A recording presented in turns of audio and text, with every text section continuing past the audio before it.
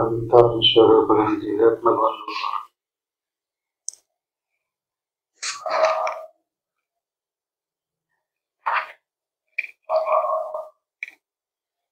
పోయిన వారంలో వివేక చూడమణి అనే గ్రంథంలో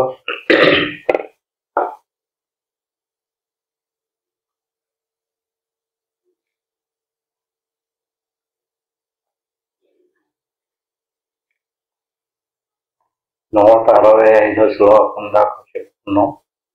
ప్రతి వారం మాదిరిగానే జరిగినటువంటి శ్లోకాలను కొద్దిగా గుర్తు చేసుకుని తజ్మ శ్లోకాల మీద వివరణ చేసుకుందాం.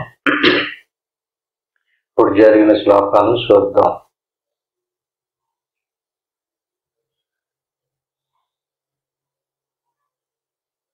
హుషారు జరిగిన శ్లోకాలు చూద్దాం. దేహ తద్ధర్మ తత్కర్మ తదవస్థాది సాక్షిణః స్వత ఏవ స్వతః సిద్ధం తద్వై లక్షణ్యమాత్మనః. ఇది మనం చెప్పుకోవడం జరిగింది. ఏంటి ఈ శ్లోకం యొక్క అర్థం ఏమిటంటే, దేహానికి సంబంధించినటువంటి ఈ దేహం ఏ రూపంలో ఉందో, ఏ ఆకారంలో ఉందో, ఏ గుణాలు కలిగి ఉందో, దేహ తద్ధర్మ తత్కర్మ తదవస్థాది సాక్షిణః. ఇవన్నీ ఎవరికి తెలుస్తున్నాయి? ఈ దేహాన్ని ధరించినటువంటి, దేహానికి లోపల ఉన్నటువంటి వాడికి తెలుస్తున్నాయి.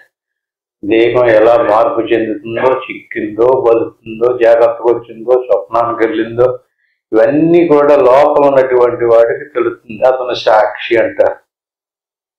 ఎలా తెలుస్తుంది? స్వత ఏవ స్వతః సిద్ధం. ఎవరో చెప్పడం వల్ల తెలియటం లేదు. ఇప్పుడు మనం ఉన్నామని చెప్పేసి మనందరికీ తెలుస్తుంది. ఎవరో చెప్పలేదు, మనకుగా మనకు తెలుస్తుంది. అలాగే మన శరీరం యొక్క మార్పులు, చేర్పులు, పరిణామాలు ఇవన్నీ కూడా స్వతసిద్ధంగా మనకుగా మనకు తెలుస్తున్నాయి. స్వత ఏవ స్వతః సిద్ధం తద్వై లక్షణ్యం ఆత్మనః. ఈ రకంగా అన్నిటినీ తెలుసుకునేదేదో అది మన స్వరూపం. మరి మనకు తెలుస్తుంది కదండి. దేహానికి సంబంధించినటువంటి ధర్మాలు, దేహానికి సంబంధించినటువంటి కర్మలు, ఇవన్నీను తెలుసుకునేవాడు తెలియబడేది. దేహానికి సంబంధించినవన్నీ తెలుస్తుంది. మనకు మన స్వరూపం తెలుసుకుంటుంది. మన స్వరూపానికి చుట్టూరు ఉన్నటువంటి వాటి గురించి తెలుస్తుంది. ఎలాంటిదంతానే మాంస మేధో అస్తి పురీష రాశి అహం మతిం మూఢ జన కరోతి.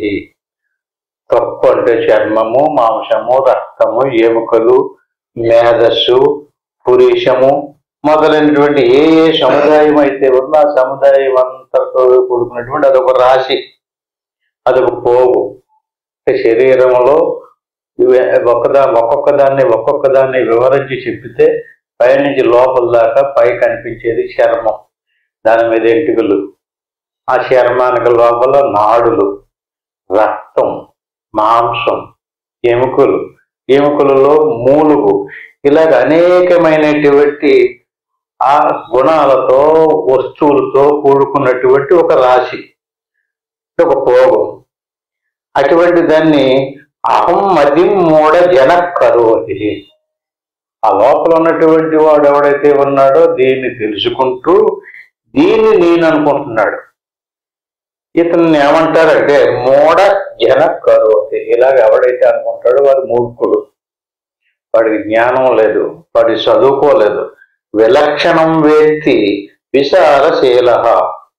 అంటే తన స్వరూపం దీనికి దానికి విలక్షణంగా ఉంది, సలక్షణం కాదు. పోలికలు కూడా లేవు, గుణాలు కూడా లేవు. దాని గుణం దాందే, దీని గుణం దీందే, దీని స్వభావం దీందే, దాని స్వభావం దాందే. వేరువేరు గుణాలతో, వేరువేరు లక్షణాలతో, వేరువేరు స్వభావాలతో కూడుకున్నటువంటిది మన నిజస్వరూపం. మరి దేన్ని తను అనుకుంటున్నాడో, ఏది తన స్వరూపమో దాన్ని వదిలేసి ఏది తన స్వరూపం కాదో దాన్ని నేను అనుకుంటున్నాడు. నిజస్వరూపం పరమార్థబోధం. ఇలాగ ఎంతవరకు తనను వదిలేసుకుని ఇంకొక దాన్ని నేను అనుకుంటాడో అంతవరకు అతనికి జనన మరణాల్లో చిక్కుకొని కర్మలు చేసి ఆ కర్మ ఫలాలను అనుభవిస్తూ ఉంటాడు.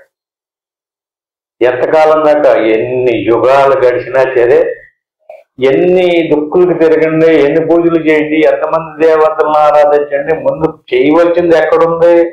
ఇక్కడ ఉంది. శల్య రాశి మాంస లిప్తో మన మల పూర్ణోది కల్మస కథం భవే జయం వేత్త స్వయమేతద్ విలక్షణ. అంటే ఇదంతా వచ్చి మార్పు చెందుతూ, పరిణామం చెందుతూ, కృషించి నశించిపోయేటటువంటి వస్తువుతో కూడినటువంటి వస్తువులతో తయారైంది. దాని లోపల ఉన్నటువంటిది విలక్షణమైనటువంటిది. అది పుట్టలేదు, మార్పు చెందదు, నశించదు. స్వయం మేవ విలక్షణం, దీనికంటే విలక్షణంగా ఉంది. దీని లక్షణాలు వేరు, దాని లక్షణాలు వేరు. అంచేత దేహోహ మిచ్చేవ జడస్య బుద్ధి దేహేజ జీవేజ విదుస్వహం దిహి వివేక విజ్ఞానవతో మహాత్మనో బ్రహ్మాహమిచ్చేవ మతి సదాత్మని. ఇటువంటి తన స్వరూపం, తన దేహం కంటే తన స్వరూపం విలక్షణంగా, ప్రకాశవంతంగా, తెలుసుకునేదానికిలాగా ఏదైతే ఉందో అటువంటి దాన్ని దేహోహమిచ్చేవ, అటువంటి తన స్వరూపాన్ని వదిలి దేహం వైపుకి తిరిగి ఈ దేహమే నేననేటువంటి వాడు బుద్ధి జడ బుద్ధి. అంటే దాంట్లో వివేకం లేదు, తెలివి లేదు. దేహేచ జీవే ఇది స్వహం దేహి, ఈ రకంగా ఈ దేహమే నేననుకుని ఆ దేహానికి సంబంధించినటువంటి అవసరాలు తీర్చడానికి ఇంకొకరిని ఏమన్నా ఆశ్రయించుకుని ఏయో వివేక విజ్ఞానవతో, వివేకం లేకుండా ఏయో కర్మలు చేస్తాడు. అంచేత వివేకం తెచ్చుకున్నటువంటి వాడు ఎవడో, దేశం కంటే వేరుకున్నటువంటి తన స్వరూపం ఎవడైతే తెచ్చుకుంటాడో వాడే మహాత్ముడు.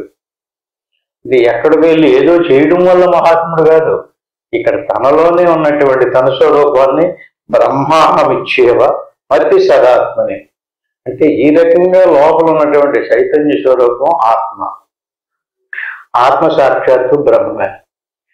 బ్రహ్మాహమిచ్చేవ, దీన్ని అహం బ్రహ్మస్మి, నేను బ్రహ్మమునే. ఏ భావంతో? దేహ భావన కాదు. ఇక్కడ దేహమే మొదలాలి. శరీర ప్రాణమానసాదుల్ని వదిలి వీటికి వేరుగా ఉన్నటువంటి చైతన్య స్వరూపం ఏదైతే ఉందో బ్రహ్మాహమిచ్చేవ సాక్షాత్తు బ్రహ్మే. అహం అంటే నేను. ఏది నేను? ఆ బ్రహ్మమే నేను. ఈ వస్తు సముదాయం కాదు. ఈ రకంగా మన మతిని మార్పు చేసుకుని, శుద్ధం చేసుకుని సదాత్మనే. మేము ఎప్పుడు అనుకోవాలండి ఇలాగా? పొద్దుట, మధ్యాహ్నమా, సాయంకాలమా అంటే సదా ఎల్లప్పుడూ ఈ భావంలో ఉండాలి.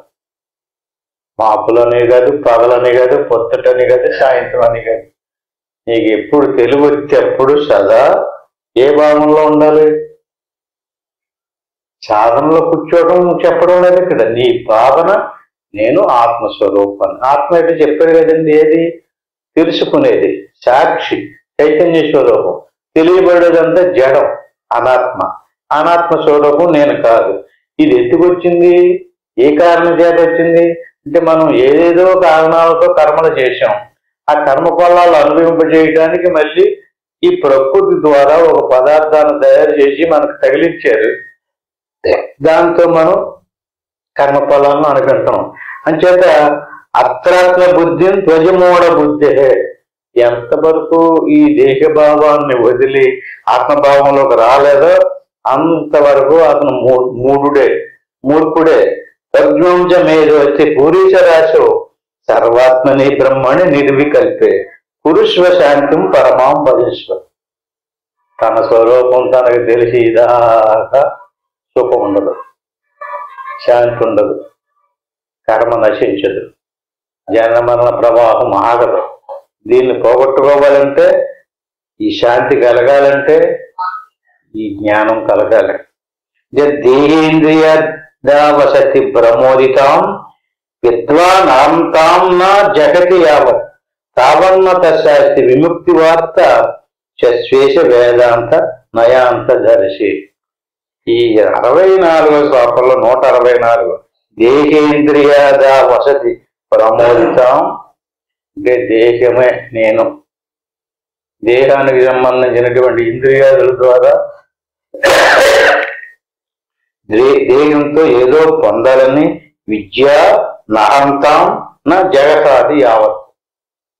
జగత్తంతా తిరగనివ్వండి, దేవుళ్ళని దేవతల్ని ఆరాధించినవ్వండి, దేహేంద్రియాది భావంతో, ఆత్మభావంతో కాదు, దేహభావంతో, దేహమే నేననేటువంటి భావంతో, ఈ జడభావంతో దేహేంద్రియాద వసతి, ఆ దేహానికి కావలసినటువంటి సదుపాయాలు, వసతులు మొదలైనటువంటి ఎవరన్నా ఆచరిస్తే ఏ దేవుడన్నా ఎత్తాడేమో అని దానికి సంబంధించినటువంటి క్రమలు భ్రమలో తిరిగితే విద్వానహంతాం, దానికి సంబంధించినటువంటి విద్య అంటే విద్వత్తు అంటే చదువుకోవడం, శాస్త్రాలు, శ్లోకాలు, మంత్రాలు, పారాయణలు, ఈ రకంగా నా జహాతి యావత్. ఇవన్నీ చేయడం వల్ల ఆత్మ సాక్షాత్కారం కానీ ఆత్మజ్ఞానం కానీ కలగదు. కావన్నత శాస్తి విముక్తి వార్త, అది కేవలం విముక్తి అనేది వార్త అవుతుందే తప్ప దాని అర్థం పొందడం. వార్త అంటే ఏంటండి? వార్త అంటే వినడం, మోక్షము, అదొక వార్త. ఇప్పుడు మనం పరమాన్నము అన్నాం అనుకోండి, అదొక వార్త. పరమాన్నం అన్న పేరు వినగానే మనకు ఆకలి తీసుకోవాలి కదండి, రుచి తెలియాలి కదా. పరమాన్నము అదొక వార్త. లేదా ఇంకోటి ఇంకా మంచి కాగేలో ఊర్లో గాలిలో ఆ వార్తలు ఆలకింటే ఆకలి తీరిపోయి మనకు తృప్తి కలగాలి కదా, బలం రావాలి కదా.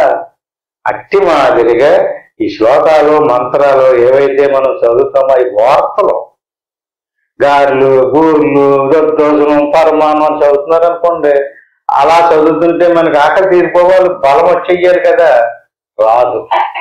ఏమవుతుంది? వార్తే అవుతుంది. అట్టి మాదిరిగా ఏమేమైతే తిరుగుతూ చదువుతూ చేస్తూ ఉంటామో అవన్నీ కూడా వార్తలే అవుతాయి. తావన్నత శాస్తి విముక్తి వార్త, అది వార్త. ముక్తి కూడా వార్త అయిపోతుంది తప్ప ముక్తి పొందటం ఉండదు. నువ్వు పొందాలి, నువ్వు గారి తినాలి, ఆ పరమాన్నం తినాలి, అది వార్త కాదు. చదివితే వార్త, తింటే వార్త కాదు. అట్టి మాదిరిగా అనుభవింటే వార్త కాదు. అనుభవించకపోతే స్వశ్వేష వేదాంత నయాంతదర్శి, అంటే సద్దర్శనాలు, సత్శాస్త్రాలు, వేదాంగాలు, పురాణ ఇతిహాసాలు బాగా బట్టి చదివినోడికి వచ్చేస్తుందేమో, అది వార్తే. వేదాంతదర్శి, శాస్త్రాలన్నీ కంఠపాఠంగా చదివేగాళ్ళు, చూడకుండా అప్పచెప్పేగాళ్ళు. ఎందుకని? కంఠస్థం చేసేది కదండి, నేర్చుకున్నాడు కదండి, నేర్చుకుంటే చెప్పేగలడు. ఈ దేశం మొదల నుంచి కాశ్మీర్ నుంచి కన్యాకుమారి దాకా ఎక్కడెక్కడ ఏ దేవతలు ఉన్నారు, ఏ గుళ్ళు ఉన్నారు, ఏ దేవాలయం అన్ని చూసి వచ్చేసాడు అనుకోండి. అతను కొత్తదా ముక్తి? మరి ఇవన్నీ చదివేశాడు కదండి, ఇతను కొత్తదా? అతనికే రాదు, ఇతనికే రాదంటే మరి ఎవరు కొత్తది? అవన్నీ వార్తలు అవుతాయే తప్ప జ్ఞానం రాదు, మోక్షం రాదు. సశ్వేష వేదాంత నయాంతదర్శి, ఇలా వరకు కూడా మోక్షం రాదు. మోక్షం రావాలంటే ఛాయా శరీరే ప్రతిబింబగాత్వే విశ్వప్న దేహే వృద్ధి కల్పితాన్ని. అంటే ఇప్పుడు మనం కళలు కంటున్నాం. కళలో ఏదో ఏ దేవుణ్ణో దర్శించినట్టుగా, ఏ మంత్రాల్లో చదివినట్టుగా, ధనం సంపాదించినట్టుగా, పెద్ద మేడ కట్టుకున్నట్టుగా కళ కన్నాడు అనుకోండి. పెద్ద కొంత డబ్బు సంపాదించి పెద్ద బంగారు ఆభరణం తయారు చేసుకున్నారు. మెలుకొచ్చుడుగా ఆభరణం లేదు, ఆ మేడ లేదు, ఆ మిల్తీ లేదు. ఏమైంది ఆ డబ్బు? అది కల్పన. ఎవరు చేసిన కల్పన? అట్టి మాదిరిగా ఛాయా శరీరే ప్రతిబింబగాత్రే, ఈ విశ్వం ఉంది చూసేది ఇదంతా కూడా ఛాయ. దేని ఛాయ? మనసు యొక్క కల్పితం. మనసును ఆపుచేసి చూడండి, మీకు ఎంత ఏమవుతుందో అని చెప్తున్నాడు. ఛాయా శరీరం అంటే మనం వెళ్తున్నామనుకోండి, వెళ్ళేటప్పుడు సూర్యుని యొక్క ప్రకాశంలో లేదా ఎలుగులో మన నీడ మన ఎదురు నడుస్తుంటారు. అది అచ్చం మాట్లాడకుండా దానికి కాళ్ళు చేతులు ఉంటాయి, కదులుతుంటది, చేతులు ఊపితే అది, చేతులు ఊపుతుంది కదా. చేతులు ఊపుతుంది కనుక నిజమేనా? నడుస్తుంది, కదులుతుంది. అట్టి మాదిరిగా ఛాయా శరీరే అది కేవలం ఛాయ, నీడ. ఛాయ అంటే నీడ. ఈ ప్రపంచంలో ఉన్నటువంటి వస్తువులన్నీ నీడ, ఛాయ. ఇదంతా కల్పిత వస్తువులు. కల్పితం అంటే ఏంటండి? ఇప్పుడు మన మనసుతో స్వప్నంలో ఏదన్నా అనుకుంటే ఎలాగైతే నిజమైన వస్తువులుగా కనిపిస్తున్నాయో అట్టి మాదిరిగా ఈ సగుణ బ్రహ్మం యొక్క మనసు చేత కల్పించబడినటువంటి దృశ్య సముదాయం ఇదంతా కూడా యత్స్వప్న దేహే హృది కల్పిత అండి. ఎలాగైతే ఇక్కడ మనం మన మనసుతోటి స్వప్నంలో కల్పన చేసుకున్నామో అది ఎలాగైతే వచ్చిందో ఇది కూడా అలా వచ్చింది. ఇది పెద్ద స్వప్నము, అది చిన్న స్వప్నం. మెలుగులోకి వస్తే పెద్ద స్వప్నంలోకి వచ్చాం, నిద్రలోకి వెళ్ళినప్పుడు చిన్న స్వప్నంలోకి వెళ్ళాం. ఈ పెద్ద స్వప్నంలో నుంచి చిన్న స్వప్నంలో నుంచి దాటిపోయి సుషుప్తులోకి వెళ్ళి చూడండి ఏమైంది. ఈ ఛాయ, ఈ ప్రతిబింబము, ఈ దృశ్య సముదాయము యథాత్మ బుద్ధి స్థవనాస్తి కాసి అక్కడికి వెళ్ళేటప్పుడు అంత లేకుండా పోతుంది. ఎక్కడికి వెళ్ళిపోనియండి? ఎందులో కలిసిపోని? వచ్చేటప్పుడు ఎక్కడి నుంచి వచ్చినాయి? వెళ్ళేటప్పుడు ఎందులో దూరి మాయమైపోయి? మనసు వస్తే వస్తున్నాయి, మనసు పోతే పోతున్నాయి. అంటే ఇదంతా నిజం కాదు. మన శరీరం కూడా అలాంటిదే. జీవ శరీరేశ తదేవ మోస్తు. అట్టి మాదిరిగా నీ శరీరాన్ని కూడా అలా చూసుకో. స్వప్నంలో కల్పితమైనటువంటి నీ సూక్ష్మ శరీరం ఎలా కల్పనో, మెలకువలోకి వచ్చినప్పుడు ఈ శరీరం కూడా కల్పనే. నువ్వు మాత్రం కల్పన కాదు, నువ్వు సత్యం, నువ్వు యథార్థం, నువ్వు చైతన్యానివి, నీ జ్ఞాన స్వరూపానివి. ఇవన్నీ తెలుసుకుంటున్నావు. కానీ ఇక్కడ వచ్చినటువంటి తేడా ఏంటంటే ఏది నువ్వో దాన్ని తెలుసుకోవటం మానేసి నిన్ను వదిలేసేసి నీ మీద నీ దృష్టి తీసేసుకుని దేహం మీద పెట్టుకున్నావు. దేహాత్మ ధీరేవ రుణామ సిద్ధయం జన్మాది దుఃఖం ప్రభవశ్య బీజం. విత్తనం ఏంటంటే బీజం మొక్క మొలవడానికి దేహాత్మరేవ నునామ సిద్ధ్యం. దేహము నేను అనుకోవడమే విత్తనం. అంటే విత్తనాన్ని ఏ పెడితే ఎలాగైతే గింజ మొలవదో అట్టి మాదిరిగా దేహము నేను కాదు. ఏం మారాలి మనం? దేహాన్ని మార్చడం కాదు, భావన మారాలి. దేహాత్మ ధీరేవ నునామ సిద్ధ్యం. ఎప్పటి వరకు మనం దేహం అనుకుంటామో అంతవరకు మన కర్మ నశించదు. ఎంతమంది దేవతలను ఆరాధించండి, ఎంతమంది దేవుళ్ళని పట్టుకోండి, ఎవరిలో కూడా కర్మను నశింపజేసే శక్తి వాళ్ళకి లేదు. వీడు చేసిన కర్మ నశించాలి అంటే ఈ భావన మారిపోవాలి. నేను దేహమును కాదు. ఎప్పుడైతే దేహము కాలేదో అప్పుడు దుఃఖానికి మూల కారణం ఏంటి? దేహము నేను అనుకోవటమే ఇష్టం. ఎప్పుడైతే నువ్వు దేహం నేను కాదనుకున్నావో యతస్వతస్యం జీవితాం ప్రయత్నాలు శక్తేతు చిత్తే నా పునర్భవాస. ఈ రకంగా చైతన్య స్వరూపమైనటువంటి నీ స్వరూపాన్ని తెలుసుకుని అనాత్మ స్వరూపాన్ని నేను కాదు, ఇది నేను కాదు, ఇది నాది కూడా కాదు. మరి ఇది ఎలా వచ్చిందండి? అసలు ఇది ప్రకృతి స్వరూపం. అనేక విధాలుగా చెప్తుంది. ప్రకృతి పురుషం చేయవ విద్యనాది భావతి. రెండు వస్తువులు ఉన్నాయి ఇక్కడ. ఒకటి ప్రకృతి స్వరూపము, ఇంకొకటి పురుష స్వరూపం. అంటే జడము, చైతన్యము, ఆత్మ, అనాత్మ. మనం రెండు వస్తువుల యొక్క మిశ్రమం. అందులో ఒక వస్తువు ఆత్మ చైతన్యం, ఇంకొక వస్తువు అనాత్మ జడం. ఈ అనాత్మ అనేక విభాగాలు కలిగి ఉంది. స్థూల శరీరం, సూక్ష్మ శరీరం, కారణ శరీరం, మహాకారణం. ఇన్ని విభాగాలుగా ప్రకృతి తయారైంది. ప్రకృతిలో ఉన్నటువంటి స్థూల శరీరం తమో గుణంతో తయారైంది. దీన్నే అన్నమయ కోశము అన్నారు. అంటే ఇది ఆకారం కలిగి ఉంది. తల్లిదండ్రుల ద్వారా జన్మకొచ్చింది. అన్నంతో దీన్ని పోషిస్తున్నాం. ఎక్కడ అన్నం లేదు అక్కడ కృషించి నశించి ఇప్పోతుంది. అంచేత అన్నంతో పోషించబడే శరీరానికి అన్నమయ కోశము. దీనికి ఆకారం ఉంది. దీనికి పేరు కూడా పెట్టారు. ఆ పేరు పెట్టి పిలిస్తే ఓ వస్తున్నానన్నట్టు పరిగెట్టుకుంటూ వెళ్తున్నాం మనం. ఆ పేరు పెట్టకపోతేనో అంటే పుట్టిన వెంటనే మన తల్లిదండ్రులు దీనికి ఒక పేరు కూడా పెడతారు. దీనికి ఒక ఆకారం ఉంది, దీనికి ఒక లక్షణాలు ఉన్నాయి, ఇది ఒక శరీరం, ఇది జడం, ఇది కొన్ని వస్తువులు సముదాయం. ఏమేమి ఉన్నాయో కూడా అస్థి, చర్మ, నట, నాడి, రోమాలు, బుద్ధివించ, ఇవన్నీ కూడా బుద్ధిది ఎలాగైతే స్థూలంగా కనపడుతుందో అవి కనపడుతున్నాయి. ఎంటుకలు, గోళ్ళు, చర్మము, నరాలు, నాడులు, ఎముకలు, మాంసము, ఇదంతా ఇదొక సముదాయం. ఇదే అన్నమయ కోశం. ఇక ఈ దీనికి లోపల ఈ అన్నమయ కోశాన్ని కదిలించి పని చేయించేటటువంటిది ఇంకోటి, దాన్ని ప్రాణమయ కోశం అంటారు. ప్రాణమయ కోశం లేకుండా అన్నమయ కోశం పనిచేయదు. ఇక్కడ ఆత్మస్వరూపం ఏదైతే ఉందో అది అన్ని కోశాల్లోనే ఉంది. ఎందుకంటే ఆత్మ సర్వవ్యాపి. చైతన్యము లేనటువంటి శరీరం జడం, చైతన్యము లేనటువంటి ప్రాణం జడం, చైతన్యము లేనటువంటి మనసు జడం. అన్ని చైతన్యంతోటే పరిచేస్తున్నాయి. ఆ చైతన్యాన్ని మరుగుపరుతుంది. అంచేత చైతన్యం మన స్వరూపం. మన స్వరూపాన్ని మరుగుపరచడం లేదు. ఆ మరుగుపడుతుంది అనుకున్నట్టు దాన్ని మనకు తెలుస్తుంది కదా. మరుగుపరిస్తే మనకు తెలియకూడదు. శరీరం మన స్వరూపాన్ని మరుగుపరిచేసింది అనుకోండి, మన స్వరూపం మనకు తెలకూడదు. మన స్వరూపాన్ని మరుగుపరచలేదు అది.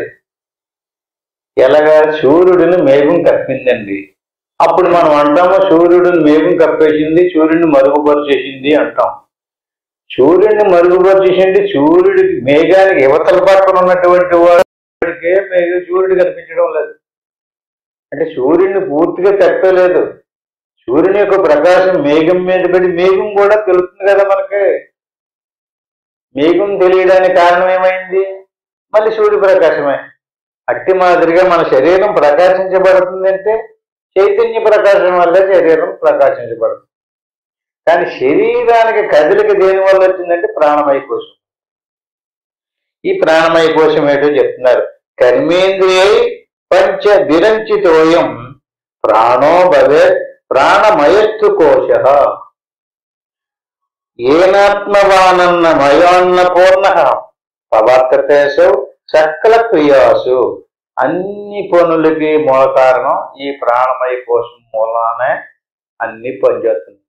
కర్మేంద్రియాలు, కర్మేంద్రియై పంచ విరంచితోయం. పంచ అంటే 5: వాక్కు, ఆణి, పాదము, ఉపస్థ, వాయువు. ఈ 5 ప్రాణము. ప్రాణాలతో కర్మేంద్రియాలతో కూడుకున్నటువంటి సముదాయానికి ప్రాణమయ కోశం అని పేరు. ఇప్పుడు మన కాళ్ళు ఉన్నాయి, నడుపుతున్నాం, చేతులు ఉన్నాయి, తిప్పుతున్నాం. ఇలా ప్రతి అవయవాలు కదలడానికి మూల కారణం కర్మేంద్రియాలు, పంచప్రాణాలు ఉన్నాయి. శరీరంలో ప్రాణం ఉండి మన శరీరంలోని అవయవాలన్నిటినీ కదిలుతుంది. అంచేత ఈ ప్రాణమయ కోశం వల్ల అన్నమయ కోశం పూర్ణం అనిపించుకుంది. ప్రాణమయ కోశం లేని అన్నమయ కోశం పనిచేయదు, కదలదు. అంచేత ఈ అన్నపూర్తిమే తృప్తి చెంది సమర్థ కార్యములందును ప్రవర్తిస్తుంది. ఇది అన్నమయ కోశం. అన్నమయ కోశానికి ప్రాణం ప్రాణమయ కోశం. ఇటువంటి ప్రాణమయ కోశానికి లోపల వాచ్యాపి నైవాచ్యాపి ప్రాణమయో వాయు వికారో గంతా గంతా వాయు వదంత బహిర్యేష యస్మాత్ కించాపి నవేతిష్టమనిష్టం స్వం వాణ్యం వా కించ నిత్యం పరతంత్ర. ఈ లోపల ఉన్నటువంటి ప్రాణం ఏదైతే ఉందో ఇది క్రియాశక్తితో కూడుకున్నటువంటిది కనుక శరీరాన్ని కదిలిస్తుంది కనుక, ప్రాణం లేకపోతే శరీరానికి కదలిక లేదు కనుక కొంతమంది ప్రాణమే ఆత్మ అంటారట. ఈ ప్రాణం పోతే పోయింది, జీవం పోయింది అంటారు. ప్రాణం ఉంటే జీవుడు ఉన్నాడు అంటారు. అంచేది ప్రాణం కూడా ఆత్మ కాదు. గంతా గంతా వాయు వదంత బహిరేష. ఈ శ్వాస బయటికి పోతుంటది ఉచ్ఛ్వాస నిశ్వాస రూపంలో. ఆకలి దప్పులు గగిలంతుంటుంది, ఆహారాన్ని జీర్ణం చేస్తుంటది. ఈ శరీరంలో తిన్నటువంటి ఆహారాన్ని జీర్ణం చేసి 72,000 నాడుల ద్వారా శరీరం అంతా సరఫరా చేస్తుంది. అంటే ప్రాణశక్తి 5 రకాలు: ప్రాణము, అపానము, వ్యానము, సమానము, ఉదానము. 5 సెక్షన్లు. కర్మేంద్రియాలు 5, ప్రాణాలు 5. లోపలికి గాలి పీల్చుకున్నాం అనుకోండి, దాన్ని ప్రాణం అంటాం. బయటకు వదిలితే అపానం అంటాం. ఈ ప్రాణాపానాల ద్వారా శరీరంలో ఉష్ణోగ్రత ఉంది కదండి, దాన్ని సమానం అంటారు. దాన్ని జఠరాగ్ని అంటారు. ఇదే మనం తిన్నటువంటి ఆహారాన్ని జీర్ణం చేస్తాం. సమాన వాయువు ఆహారాన్ని జీర్ణం చేస్తే జీర్ణమైనటువంటి అన్నరసాన్ని 72,000 నాడుల ద్వారా శరీరం అంతా సరఫరా చేసేది వ్యానం. అదొక ప్రాణం. ఇంద్రియాలన్నిటిని నిద్రపోయినప్పుడు తన అధీనంలో పెట్టుకున్నటువంటిది ఉదానం. వీటికి కూడా ప్రాణాలు కూడా ఒక్కొక్క దానికి ఒక్కొక్క స్థానం ఉంది. ప్రాణానికి స్థానం లోపలికి పీల్చుకుంటున్నాం కదండి గాలిని. ఎక్కడి నుంచి పీల్చుతున్నాం? ప్రాణానికి స్థానం గ్రాణం. అపానానికి స్థానం ఉదస్థానం. అపానం ప్రాణము అపానాలు. చూడండి, రెండింటికి లింక్ ఉంది. అంటే గుదస్థానం నందలి గాలి వదిలితే ప్రాణం వాసన పనికి పడికడుతుంది. అంటే 2 ప్రాణము అపానము, 2 జంట కవల పిల్లలు. అలాగే సమానానికి హృదయం స్థానం, వ్యానానికి శరీరం అంతా స్థానం ఏర్పరచుకుని ప్రకృతిలో ఉండేటటువంటి శీతోష్ణాలని సమశీతోష్ణ స్థితిలో శరీరాన్ని ఉంచేటటువంటి నాలెడ్జ్ వ్యానానికి. ఉదాహరణ కంఠదేశస్థ, కంఠస్థానం నుండి నిద్రపోయినప్పుడు చచ్చిపోయినట్టు ఉండకుండా ఊపిరిని తన అధీనంలో పెట్టుకుని ఇంద్రియాలు తన అధీనంలో పెట్టుకునేటువంటిది ఉదాహరణ వాయువు. ఈ రకంగా ప్రాణాలు కూడా మన శరీరంలో ఒక్కొక్క స్థానాన్ని ఆక్రమించుకుని ఉన్నాయి. అలాగే కర్మేంద్రియాలు కూడా ఒక్కొక్క స్థానంలో ఉన్నాయి. ఈ రకంగా పంచ ప్రాణాలు, కర్మేంద్రియాలు, ఇవి ప్రాణమయ కోశం. ఈ రకమైనటువంటి ప్రాణమయ కోశం ఏ శరీరంలో ఉందో ఆ శరీరం జీవించున్నట్టుగా లెక్క. ప్రాణమయ కోశం బయటికి పోతే శవమైపోతుంది. ప్రాణమయ కోశమే మన అన్ని పనులు చేసుకోవడానికి. ప్రాణమయ కోశం ఇన్ని పనులు చేస్తుంది కనుక ఆత్మ కాదు. స్థూల శరీరం అన్నమయ కోశం, అది ఆత్మ కాదు. అది నేను కాదు, నాది కాదు, అది వేరు. ఇప్పుడు ప్రాణమయ కోశం అన్న పని ఇది చైతన్యవంతంగా పనిచేస్తుంది కనుక నేను కాదు, ఆత్మ కాదు. అది నాకు రెండో కోశం. అన్నమయ కోశం మొదటిది, ప్రాణమయ కోశం రెండోది. ఇంకొక కోశం ఉంది, అది మనోమయ కోశం. జ్ఞానేంద్రియానిశ మనశ్శ మనోమయశ్చ కోశో మామహమ్మితి వికల్పహేతు చన్యాదిభేద కలనా కలితో బలీయం పూర్వకోశ మదిపూర విజృంభతే. మనోమయ కోశం అంటే ఏమిటి? జ్ఞానేంద్రియాలు, అంతఃకరణము. ఇందాక ప్రాణము, కర్మేంద్రియాలు, ప్రాణమయ కోశం. ఇక్కడ మనస్సు, జ్ఞానేంద్రియాలు, మనోమయ కోశం. ఈ జ్ఞానేంద్రియాలతో కూడినటువంటి మనస్సు విషయాలు తెలుసుకుంటుంది. చూడండి, శ్రోత్రేంద్రియం ద్వారా శబ్దాలను గ్రహించింది. శ్రోత్రేంద్రియం అంటే తెలుసు కదా. చక్షురేంద్రియం ద్వారా రూపాలు తెలుసుకుంటాం. జిహ్వేంద్రియాల ద్వారా ఋషులు తెలుసుకుంటాం. గ్రహణేంద్రియాల ద్వారా వాసన తెలుసుకుంటాం. తెలుసుకునేది ఏది? మనస్సు. జ్ఞానేంద్రియాలతో కూడి మనస్సు పని చేస్తూ ఉంది. చన్యాది భేద కలనా కలితో బలీయం. ఈ రకమైనటువంటి మనసు జ్ఞానంతో కూడి విషయాదులను తెలుసుకుని విషయాదులని అనుభవించి వాటిని ఈ వస్తు వికల్పములకు ఏతుభూతమైనటువంటిది ఈ మనోమయ కోశమే. ప్రాణమయ కోశం అలా కష్టపడి పని చేసుకుంటూ పోవటమే కానీ కల్పించేటటువంటి గుణం దానికి లేదు. యథాతథంగా దాని పని చేసుకుపోతుంది. మనసు అలా కాదు. కల్పిస్తుంది, సంకల్ప వికల్పాలు చేస్తుంది, అవునంటుంది, కాదంటుంది, దేవుడు అంటుంది, దేవుడు కాదంటుంది, ఈ మతం కాదు, ఈ దేవుడు కాదు, ఈ సిద్ధాంతం కాదు. ఇదంతా తయారు చేసింది ఎవరు? ఈ మనసే. అంటే దృశ్యంతో కూడుకున్నటువంటి, జ్ఞానంతో, జ్ఞానేంద్రియాలతో కూడుకున్నటువంటిది మనసు. ఈ మనసులో నామాది భేదముల వలన, అంటే నామము రూపములని ధరించి పట్టుకుని ఉంటుంది. నామాన్ని రూపాన్ని వదిలిస్తే మనసు మాయమైపోతుంది. ఎలాగా? దానికి ఆధారం ఏంటి? అన్నం తినకపోతే మన శరీరం ఎలా కృషించిపోతుందో అట్టి మాదిరిగా నామాన్ని రూపాన్ని వదిలిస్తే మనసు నాశనం అయిపోతుంది.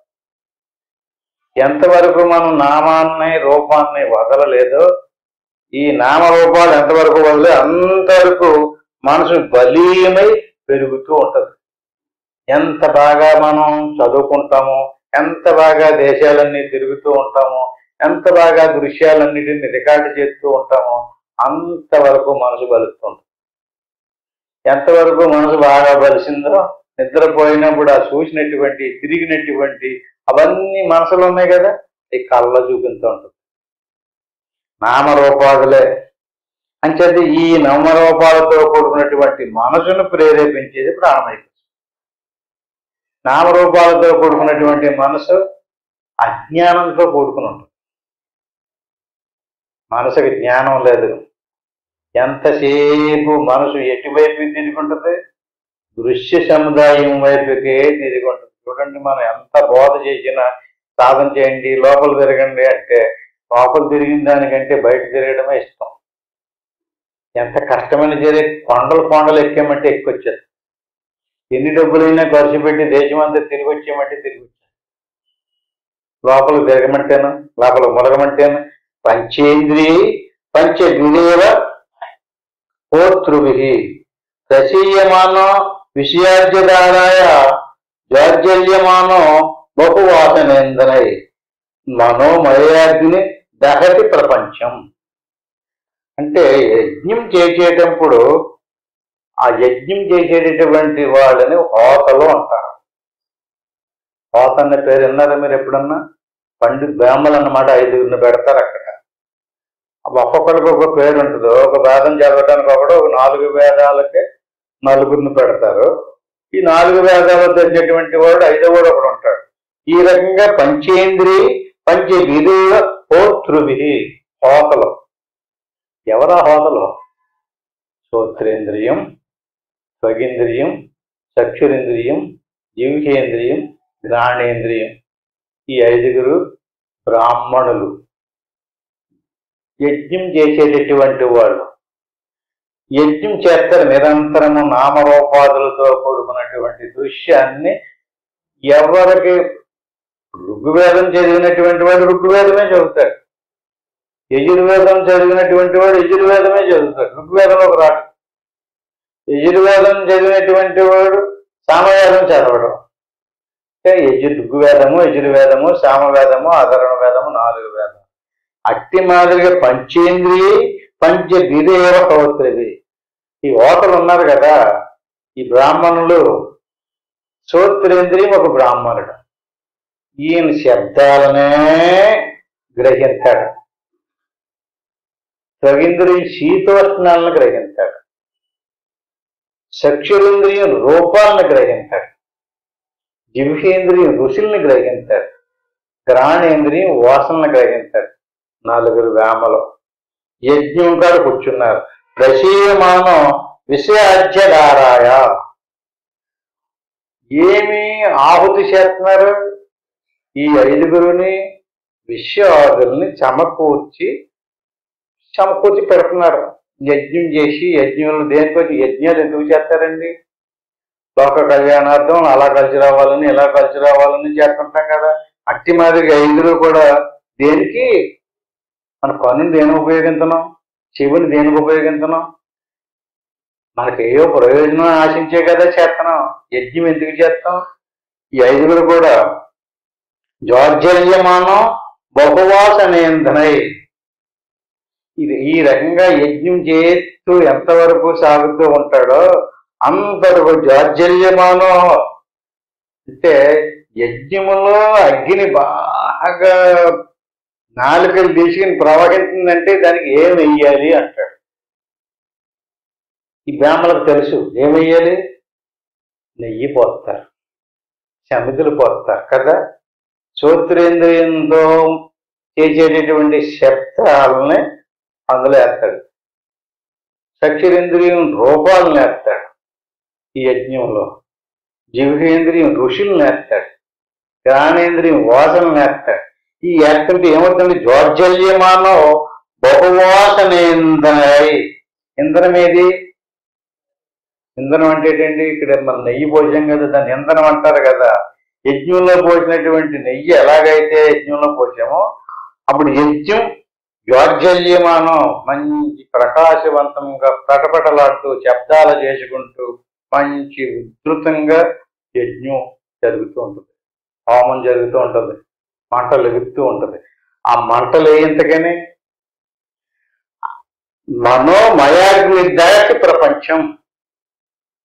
ఈ శ్రోత్రేంద్రి ఈ నలుగురు బ్రాహ్మలో చేసేటటువంటి యజ్ఞం ఏదైతే ఉందో, ఐదుగురులో హోత్రులు ఈ రకంగా యజ్ఞం చేస్తున్నారు. నిరంతరము చేసేటప్పుడు మనసులో పెరుగుతుంది, బ్రహ్మాండమైనటువంటి తెలివి పెరుగుతుంది.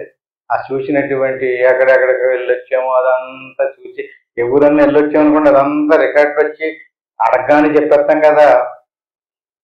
ఈ రకంగా అదంతా ఎందులో రికార్డ్ అవుతుంది, మనసులో రికార్డ్ అయిపోతుంది కదా. అంటే మనం ఏమేస్తున్నాం మనసులోని, ఆ యజ్ఞంలోని ఏది ఆహుతి చేస్తున్నాం, రూపాలని, శబ్దాలని, ఋషులని, వాసనల్ని అందులో పోతుంటే అది పెద్ద జ్వాజ్జల్యమానం మంచి ప్రకాశవంతమైనటువంటి తెలుగు పెరుగుతుంది. ఇల్లు కదలలేదనుకోండి, నా గురించి ఏదైనా ఆ కాశీ గురించి గై గురించి అడిగేది అనుకోండి, నాకు తెలదు బాబు అంటాడు. ఎందుకని, చూడలేదు కదా. చూసినాడు టక్కి టక్కమంటే చెప్పేస్తాడని కూడా అది ఎంత దూరం ఉంటుందో ఎంత ఖర్చు అవుతుందో అదంతా మరి చూసేస్తున్నాడు, రికార్డ్ అయిపోయింది కదా. ఎక్కడ ఉంది ఆ నాలెడ్జ్, ఆ తెలివికి జ్వాల అంటున్నాడు అతను. అంటే జ్వాల అంటే నెయ్యి పోసినప్పుడు అగ్ని ఎలాగైతే జ్వాలగా పెరుగుతుందో అట్టి మాదిరిగా మన తెలివి పెరుగుతుంది. ఇక్కడ మంట ఆర్పాలంటే ఏం చేయాలన్నాడు. అక్కడ అగ్ని పెరుగుతూ ఉంది కదా, ఇలా నలుగురు పోషేస్తున్నారు అందులో నిప్పులోని, చక్కగా యజ్ఞం చేస్తున్నారు, ఆవుట్ అవుతుంది, పెరుగుతుంది మంట. మంట అక్కడ ఎందుకు పెరుగుతుందంటే తెలివి పెరగడానికి, ఇక్కడ కూడా తెలివి పెరగడానికి. ఆగాలంటే ఏం చేయలేదు, మనోమయాగ్ని దహతి. మనసులో పోసేటటువంటి ఐదుగురు తెచ్చి మనసులో యజ్ఞంలో ఆహుతి చేస్తున్నారు కదా, ఈ కొండగా ఊరుకోమని కట్టు పెట్టమంటున్నాడు. ఈ ఐదుగురిని బాబు మీరు ఏమి పలకకండి, ఏమి పొయ్యకండి, ఏమి చెయ్యకండి, చేతులు పట్టుకుని కూర్చోండి. చేతులు పట్టుకుని కూర్చోమంటే మనోమయాగ్ని దహతి ప్రపంచం. చూడండి కావాలంటే అంటాడేమి ఉపమానం చూపించాడు. ప్రపంచం మాయమైపోద్దట. ప్రపంచం ఎలా మాయమైపోద్దండి, వీళ్ళ ఐదుగురిని మీరు బయట ప్రపంచం మీదకి వెళ్ళనివ్వకుండా ఆపు చేస్తే ప్రపంచం మాయమైపోతుంది. ఇందుకని ఇప్పుడు చెప్పుకున్నాం కదా, ఎరగని దాని గురించి అడిగామంటే నేను చూడలేదండి నాకు తెల్లండి అంటాడు. అవునా, అది చూసినోడా మనం మాట్లాడతాడేంటి, చూసి వచ్చాడు కదా, మరి ఏమైంది అదంతా. అదే ప్రపంచంలో నాయన సన్నాసి, ప్రపంచం అంటే వస్తువు కాదు. మనం ప్రపంచం అన్ని ఈ ప్రపంచంలో ఉన్నటువంటి వస్తు సముదాయాన్ని అంతటినీ రికార్డు చేసి మనసులో పెట్టుకున్నాం. మనసులో ఉన్నటువంటి ఈ మనసును ఒక దాన్ని తీసేస్తే ప్రపంచం కనిపించదు అంటాడు. నువ్వు ప్రపంచాన్ని మనసుతో చూస్తున్నావు, మనసులో పెట్టుకు చూస్తున్నావు. మనసును తీసేస్తే ప్రపంచం లేదు. మనోమయాగ్ని దహతి ప్రపంచం. ప్రపంచం దగ్ధం అయిపోద్ది. ఐదు ఆటల్ని మనం జాగ్రత్తగా వశంలో పెట్టుకోవాలి. భగవద్గీత అంతా ఏం చెప్తున్నాడు, వినకు, మాట్లాడుకో, చూడకు. అది కదా మన మంత్రం. సాధన మరి కూర్చున్నప్పుడు ఏమైనా తీసుకొచ్చి పడుతుంది అనుకో, తక్కువ దూరం. అంటే ఎలాంటి వస్తువు వచ్చినా సరే రండి రండి అంటేనా ఏం చేస్తుంది? అది కట్టేస్తుంది కదా మన స్వరూపాన్ని. మన మనసు మనకి స్వరూపానికి దగ్గరగా ఉండేది మనసు. మనసు తర్వాత ఉండేది ప్రాణం. ప్రాణం తర్వాత ఉండేది శరీరం. నిజంగా మనసులో ఈ రకంగా మహత్య విద్య మనసోతిరిక్త మనోహ్య విద్య బహుబంధ హేతు తస్మిన్ వినష్టే సకలం వినష్టం విజృంభుదేస్మిన్ సకలం విజృంభతే. నువ్వు ఎంతంత పోగేసుకుంటూ మనసులో ప్రవేశపెడుతుంటో అంతవరకు నీ మనసు విజృంభిస్తానే ఉంటుంది. నా మనసు ఆగుతలేదండి అంటాడు. ఎక్కడ అవుతుంది? పొలమంట వేసేస్తుంటేనే మంట బోర్డు నెయ్యి పోసేస్తున్నాడు, బోర్డు సమితులు వేసేస్తున్నాడు, బోర్డు కట్టెలు వేసేస్తున్నాడు, మనసును పెద్దదాన్ని చేసేస్తున్నాడు. మనసు నిశ్చలం అవ్వాలంటే ఏం చెయ్యాలి? మహస్య విద్య మనసోతిరిక్త. మనసులోనే ఉంది మాయ అంతా. అసలు మనసే మాయ, మనసే అవిద్య. ఏదో రకంగా మనసును మనం స్వాధీనం పెట్టుకోవాలి. మనోహ్య విద్య భవబంధ హేతు. విద్య మనసులోనే ఉంది, అవిద్య కూడా మనసులో ఉంది, బంధం మనసులోనే ఉంది, ముక్తి కూడా మనసులోనే ఉంది. ముక్తి ఎక్కడెక్కడ ఏదో కైలాసంలోనో వైకుంఠంలోనో లేకపోతే పాతాళలోనో స్వర్గలోకంలోనో ముక్తి లేదు. మనసులోనే ముక్తి ఉంది. బంధం కూడా ముక్తి మనసులోనే ఉంది. విద్య మనసులోనే ఉంది. శ్లోకం నేర్చుకున్నారనుకోండి, ఎక్కడ రికార్డ్ అవ్వాలి? మనసులో రికార్డ్ అవుతేనే మనం శ్లోకం టక్కగా చెప్పగలుగుతాం. రికార్డ్ అవ్వకపోతేనే ఎక్కడున్నట్టు ఆ శ్లోకం, ఆ మంత్రం, ఆ సూచనటువంటి, ఆ చేసినటువంటి ఈ నామరూపాత్మకమైనటువంటి దృశ్య సముదాయం అంతా ఎందులో ఉంది? మనసులోనే ఉంది. మహత్య విద్య మనసోతిరిక్త. మనసుకి వ్యతిరిక్తంగా ప్రపంచంలో ఏదీ లేదు. ప్రపంచం అంతా మనసులోనే ఉంది. మనం ప్రపంచంలో ఎప్పటి నుంచి తయారు చేసి పెడుతున్నామో తెలియదు. ఇంకా పెడుతూనే ఉన్నాం, ఇంకా పెడుతూనే ఉన్నాం. తీసేయండిరా బాబు, ఖాళీ చేయండిరా బాబు అంటా. సరే ఇంకా సరే అప్పుడు ఎప్పుడో చెప్పారు కానీ ఇంకొద్ది రోజులు పోయిక వస్తామండి, ఇంకొద్ది రోజులు పోయిక వస్తామండి అంటూ తీయటానికి ఇష్టపడతాం, వెయ్యటానికి ఇష్టం. ఎందుకని? అలవాటు పడిపోడు. ఎప్పటి నుంచో తీసేస్తే ఏం తెలుస్తుందండి మనకి? తీస్తేనే కదా తెలుస్తుంది, చూస్తేనే కదా తెలుస్తుంది అంటాడు. చూస్తే ఏం తెలిసింది అది బోధక్క. అంచేత మహర్షి విద్య మనసాతిరిక్త. మనసులోనే సమర్థము ఉంది. మనోహ్య విద్య భవబంధ హేతు. బంధానికి మోక్షానికి హేతు నీ మనసే. తస్మిన్ వినష్టే సకలం వినష్టం. అది నీ మనసు నిశ్చలమైంది కదా. చూడండి, ఇప్పుడు మనకు ఒక ఆన్సర్ ఇస్తున్నారండి.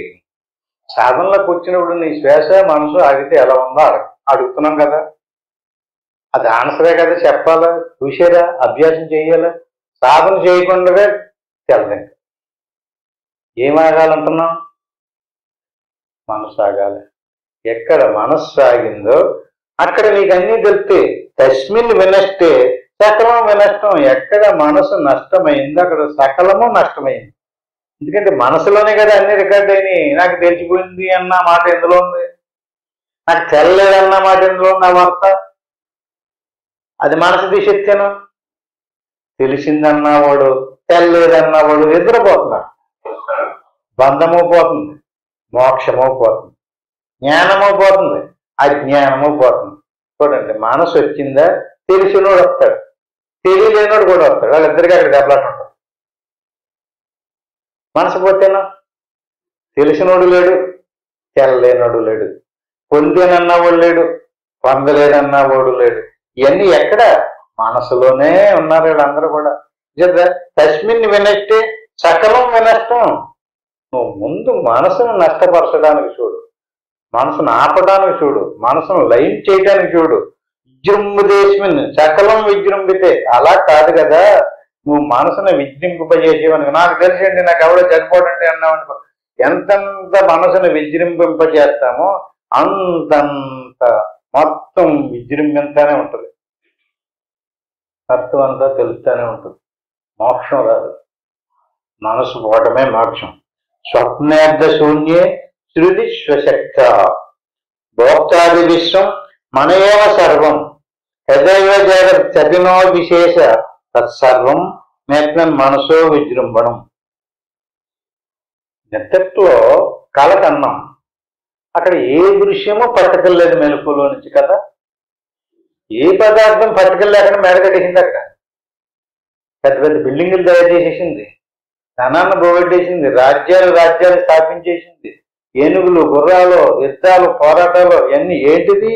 ఏ పదార్థము లేకుండా స్వప్నంలో పెద్ద ప్రపంచం, సూర్యుడిని, చంద్రుడిని, నక్షత్రాలని, గ్రహాలను. మీరు ఎప్పుడు అలాగే స్వప్నంలో సూర్యుని చూడలేదు?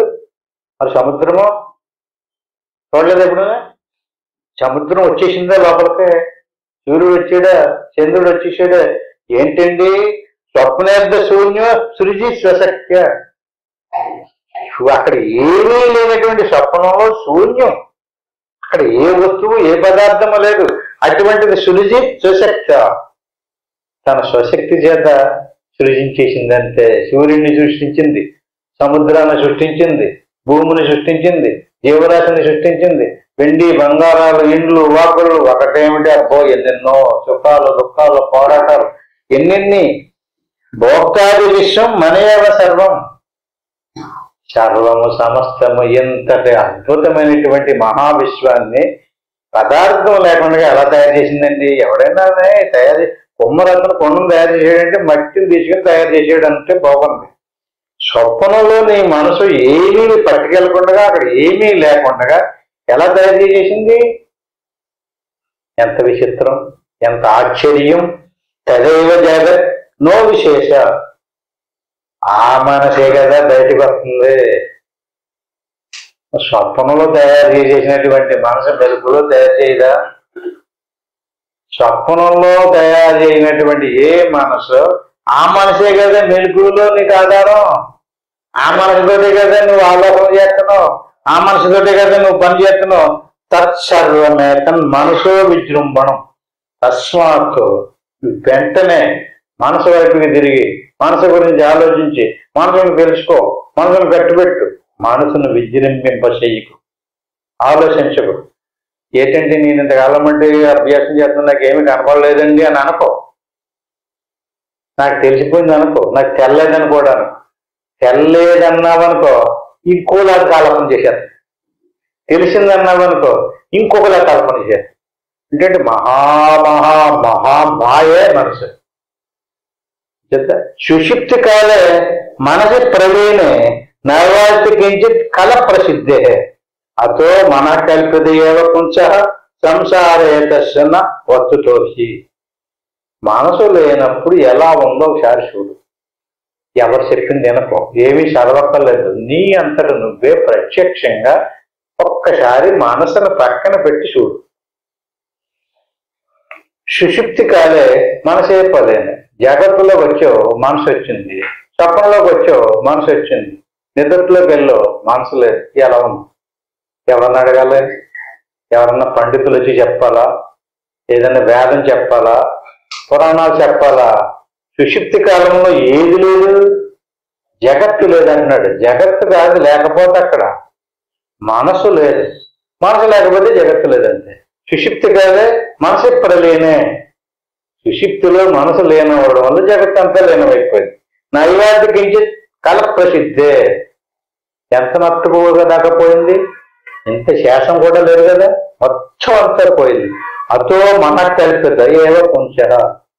మనసు వస్తే స్వప్నం వస్తుంది, మనసు వస్తే ప్రపంచం వస్తుంది. మనసు పోతే ప్రపంచము లేదు, స్వప్నం లేదు. సరే, మనసే మహామాయ, మనసే బంధకారి. వాయున నీయతే మేఘ పునఃతేనైవ నీయతే. మనసా కల్ప్యతే బంధో మోక్షేనైవ కల్పతే. వాయువు మేఘాలను తీసుకొచ్చి ఆవాహింపజేస్తుంది. అదే వాయువు మేఘాలను చెదరగొట్టి చెదురు చేసేస్తాం. మేఘాలు తయారు చేయడానికి, మేఘం ఆపించడానికి మనసే కారణం. మేఘాలను చెదరగొట్టడానికి మనసే కారణం. అట్టి మాదిరిగా నీకు బంధాన్ని కల్పించేది నీ మనసే, మోక్షాన్ని కల్పించేది కూడా నీ మనసే. అంటే అది నువ్వు తెలుసుకోవలసినటువంటిది ఎక్కడుంది? నీ మనసులోనే ఉంది. ప్రశాంతంగా ప్రతి క్షణము ఆలోచించు. దేన్ని ఆలోచించాలి? నీ మనసు ఎలా తయారు చేస్తుందో జగత్తుని, నీ మనసుని ఎలా అరికట్టాలి. ఎవరినో పట్టుకుంటే, ఏ దేవుణ్ణో పట్టుకుంటే నీ మనసును ఆత్మని చూడండి ఒకసారి. నీ చేతిలో ఉన్నటువంటి మనసు దేవుడు వచ్చి ఆపుతాడా? దాన్ని అలా తయారు చేసింది ఎవరు? ఆ మనసు నిండా ఆ వాసనలు ప్రవేశపెట్టింది ఎవరు? మనమే కదా. మనమే మన మనసును తయారు చేసుకున్నాం. మనమే మన మనసును నిరోధింప చేసుకోవాలి.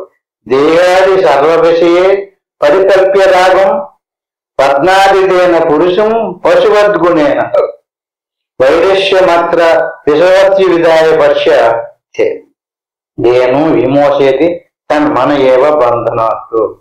అంచేత మనసు వల్లే అన్ని అనర్థాలు ఏర్పడుతున్నాయి కనుక ఈ దేహాది సర్వ విషయే పరికల్ప్య రాగం.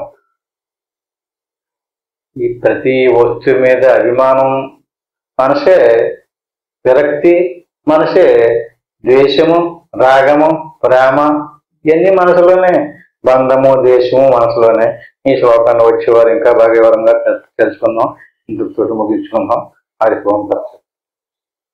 ఆత్మబంధువులారా, ఏ విషయాన్ని అయితే తెలుసుకున్నామో దాన్ని బాగా ఆలోచించండి. ఇప్పుడు మీకు ఏది తంత్రాలు, మంత్రాలు, పూజలు ఏమి కఠినమైనటువంటి విద్యలు ఏమీ చెప్తలేదు. మనసును ఆపు చేయి. కొంతమంది అలా లోపల చూస్తూ మనసు ఏ ఊహింతుందో ఎన్ని మహిమల కింద బయటకు వచ్చి ఆలకెళ్ళగా చెప్పమంటున్నారు. అలా కూడా చెప్పకూడదు. మనసును ఆపేయాలంటే ఏ ఆలోచన రాకుండా మీరు ఎంతసేపు ఉండగలుగుతారో అంతసేపు కూడండి. దైవభావంతో, భక్తి భావంతో ఉండండి.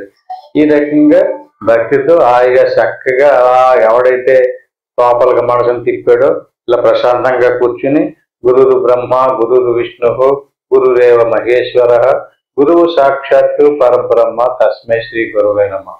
దీన్ని గురుమంత్రం అంటారు. దీన్ని ఒకసారి అనుకోవాలి. ఓం నమ శివాయ దీన్ని పంచాక్షరి మంత్రం అంటారు. దీన్ని 3 సార్లు అనుకోవాలి. ఆ పైన శోకం. శోకం అంటే అనుకునేది కాదు. శో అంటేది, అమ్మంటేని. అంటే నేను శరీరం కాదు, ప్రాణం కాదు, ఇంద్రియాలు కాదు, మనసును కూడా కాదు, ఈ అన్నిటికీ సాక్షిగా ఇప్పుడే చెప్పుకున్నాం కదా, అన్నిటినీ తెలుసుకునేటటువంటి చైతన్య స్వరూపమే నేను. నేను ఆత్మని, నేను పరమాత్మని, నేను బ్రహ్మమును. సోహం అదే నేను అనే భావంలో అలా శ్వాసను గమనిస్తూ కూర్చోవడమే సోహం భావ ధ్యానం. నేను ఓంకారాన్ని చెప్పేదాకా చక్కగా అలా శ్వాసను గమనిస్తూ ఉండండి. ఇంటికి వెళ్ళిన తర్వాత ఎవరెవరికి ఎంతంత అవకాశం ఉంటే అంత ప్రయత్నించండి. ఓం తత్సత్.